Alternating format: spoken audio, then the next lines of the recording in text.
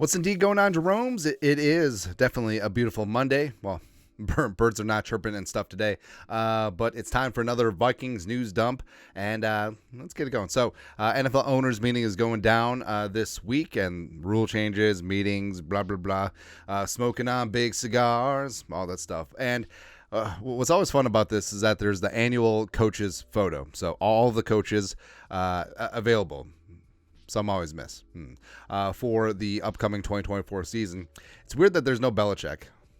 I don't know. But our boy, Kevin O'Connell, looking damn good. Like, Kevin O'Connell looks like he's the best man at a destination third wedding, which you know that it's not going to work out, but everyone's got the prenup, and you're just in Aruba for a good time. That's exactly what you're doing, man. So also, Shanahan, business casual. Looks like he's going to go golf 18 and try to forget about losing Super Bowls. Can't get it done in the big game. Sean McVay. I don't got Aaron Donald anymore, but whatever, it'll work out. 12-year-old boys just happy to be there. It's like this is an Easter photo. Also, Sean McDermott's in the front row. So you know that he's just he looked over his shoulders like, hey, heard you signed Jihad Ward. Awesome. Shane Steichen just happy to be there. John Harbaugh looking grizzled, quasi-grizzled. Also, he's sitting next to his bro, which is fantastic. Love to see that. Andy Reid is always the star of these pictures. So the big time Hawaiian shirt, I love that. I'm sort of upset that the color scheme is sort of very subdued. I mean, it's a lot of blues, a lot of tans, a lot of grays, a lot of dark colors, but it's just like, where's the pop? I mean, Andy Reid, this was your time to shine in a bright red and yellow Hawaiian shirt. For shame. Dave Canlis looking good. Dan Campbell. Oh, do you know which way the weight room is? I don't know. Dennis Allen looks like someone's kid. Like, Dennis Allen looks like someone's 9-year-old kid who has a pituitary problem. Like, the kid's going to end up being 7'8", but not coordinated, so they can't play ball.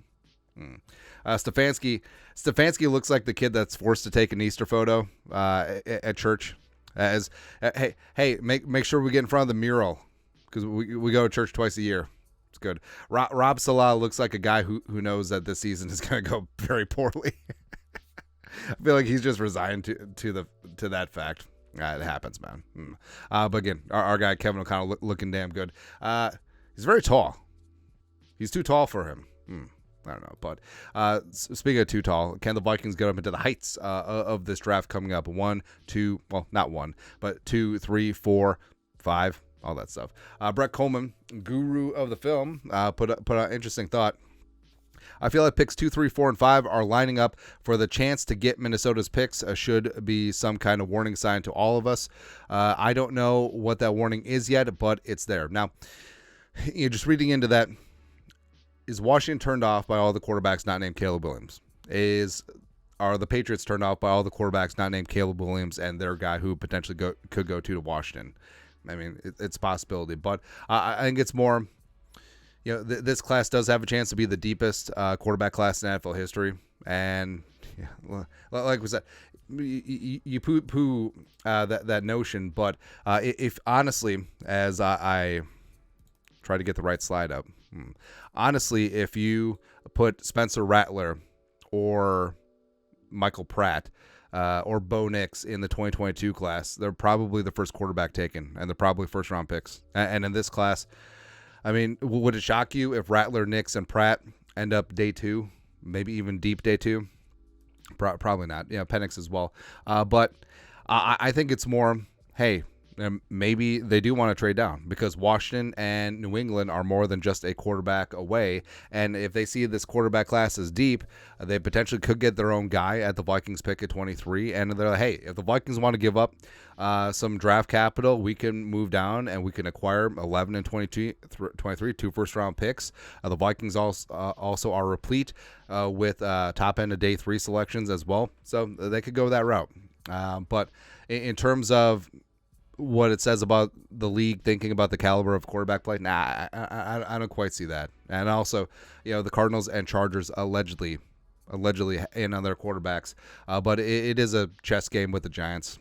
I mean, the G-men could move up. I mean, honestly, if you're the Giants, do you just throw down the gauntlet right now and just move up to 3 and just dare the Vikings to do something? Although that would make it way easier, because then we could just hammer out a deal with the Cardinals and the Chargers at 4 or 5. Because I don't think that will the Giants just move up to 4? I think that could get it done, because then they'll force the Vikings to get up to 3. Maybe that's the move. Who knows, man? Something that was the move is Kirk Cousins joining up with the Atlanta Falcons this offseason, and he's really trying to ingratiate himself to the culture. Like, he's already on the Outkast new album, or no, well, they're not together. I think Andre 3000 have a new album, which they should get back together then. Anyways, but Kurt, so Kurt posted on the old social medias. He went to some place called Southern Maid. I think that's what the box says. But getting some donuts. It's what families do on Sundays. Oh, we we tried a new donut place. I don't want to say where it is, because then it would show where I live. But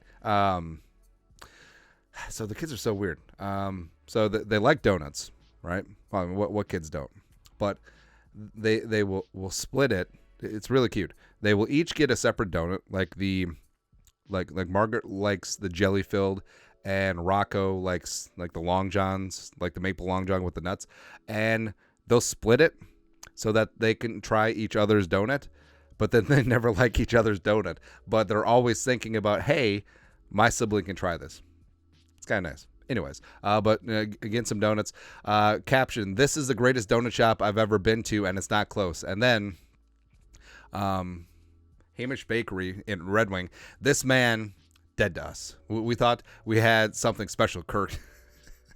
And then they have the receipts of Kurt visiting Red Wing. I mean, this had to be when he first got here, right? Because it's really weird.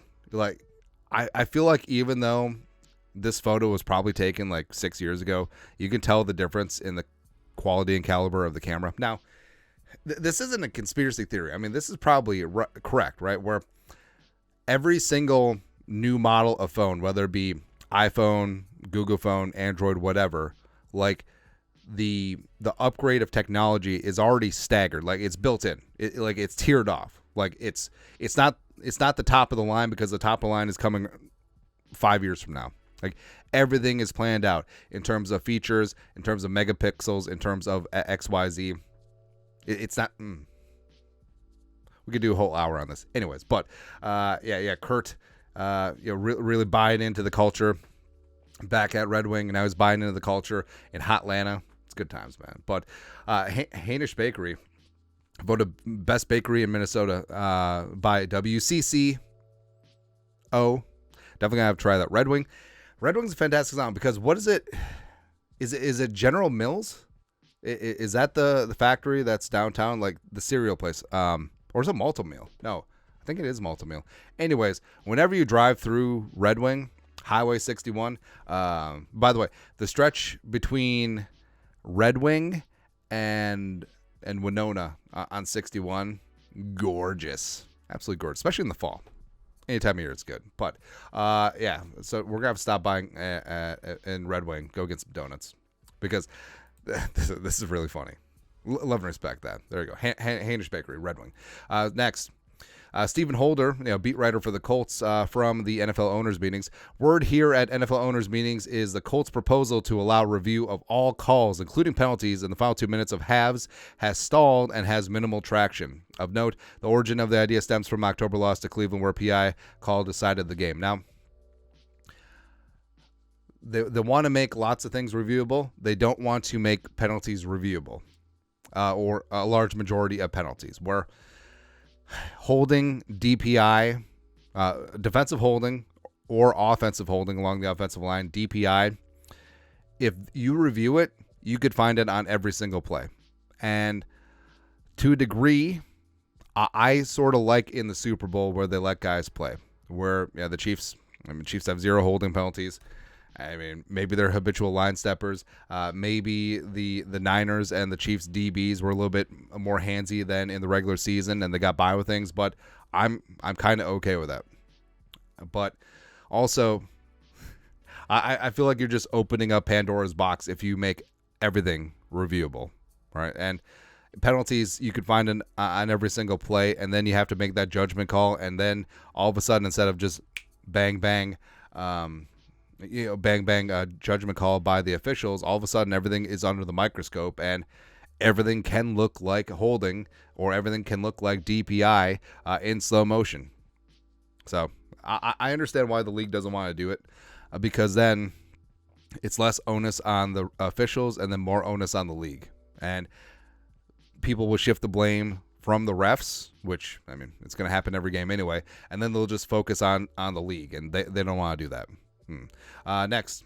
So, honestly, what's the best case scenario here for the Vikings and their quarterback of the future? So, I think Vikings will trade up. I think the Vikings will secure their guy. I think Sam Darnold will have a legitimate shot at being the bridge quarterback and starting this season, and maybe he keeps the kid on the bench. I mean, Sam Darnold, he's still only 26, but he's been around the block, and he's in a great situation with JJ and Addison and Hockenson eventually, and also a great offensive coaching staff with O'Connell as well as Josh McCown's, his boy, and also great tackles as well as Aaron Jones, Ty Chandler in the backfield. So it's a great spot for Darnold. And if he can start panning out on that potential that made him the number 3 overall pick in 2018, I mean, the Vikings may have a good problem on their hands, because what if Darnold is the guy? I understand that people laugh at that and they poo-poo it, but he got $10 million for a reason, because he was in demand. And also, well, like I said, Kwesi loves draft pedigree. Kwesi loves mama, I can change him type players. Sam Darnold would be the ultimate mama, I can change him. And what if he puts up big-time numbers? What if that Vikings offense looks fantastic? What if he keeps that rookie's ass on the bench because Sam Darnold is balling out? I mean, this time next year, if we're wondering why the Vikings gave Darnold a $50 million a year extension, or we're wondering, is he underpaid? That would be the best case scenario. Or, hey, Darnold balls out. And the Vikings, they can franchise tag him, because there's not a no tag clause in his contract. So they can franchise tag him next offseason after his 1-year deal expires, and then potentially trade him to a very quarterback-needy team. Also, we'll get into this in a second, but the 2025 quarterback class, not seen to be as good as a right meow as the 2024 class. So tagging and trading Darnold, or giving him an extension because he earned it, I mean, that would be the best case scenario. But we'll see what happens. And speaking of 2025, so Shedeur Sanders. And I understand, like, Shedeur, he's a lightning rod. He played great at times last year. He was fighting the good fight behind a bad offensive line. That offensive line may not have improved this offseason. And also, like, just throwing to Travis Hunter and a bunch of slappies. I get it. I get it, man. But all the talk about Dion, he doesn't want Shedeur playing in a cold weather city. He doesn't want this, that, the other thing. I don't know, man. I don't know. And Sanders probably would have been in the mix this year. I mean, if Sanders would have declared, I probably still would have put him behind Bo Nix and Rattler and Penix. Like, he would have been about Michael Pratt with me. Yeah, he wouldn't have been a first-round pick, in my opinion. But he does have some traits. You do have to wonder about the caliber of talent around him. But with Sanders, I don't know. Like, next year, it's going to be intriguing to see where he goes. So this is from, what was this from? This is from some random website. So the quarterback rankings for 2025. Now, this list is obviously off, but yeah, Ewers, I would say, is a prohibitive favorite to be the first quarterback selected. But also, I mean, on this list, like, Tyler Van Dyke is transferred to Wisconsin. So I don't know. Dylan Gabriel's gone too. So I don't know. But also, I feel like this happens a lot, where either there's guys that are in the class that are hyped up to be the next number 1 overall pick, or some dudes come out of nowhere. Like, before the 2019 season, Jumpin' Joe Burrow at LSU was seen as a marginal day 3 pick, like a Dak Prescott 4th rounder or something like that, and they end up going 1-1 because it's Joe friggin' Burrow, and that will happen quite frequently. Some guy will sort of come out of nowhere, be in a great situation, especially with all the movement available now with NIL money. I think some guy is going to come in and just hammer it. And I actually think that Ewers might fade especially losing all that talent around him offensively at Texas. But we'll see. But with Sanders, I don't know, man. Like, I love me some Dion. I love me some Prime. And I think that Sanders does have a skill set that could translate to the NFL. But I wonder if the juice is going to be worth the squeeze. You do wonder. And also, I mean, how long before Shedeur ends up on a team where that coach is on the automatic hot seat because it's like, hey, Dion's getting in the league, man. He's going to coach his kids. I don't know. Who knows? But your thoughts are thoughts. Vikings news dump on this beautiful Monday. You guys are the best here to do. Skull production value.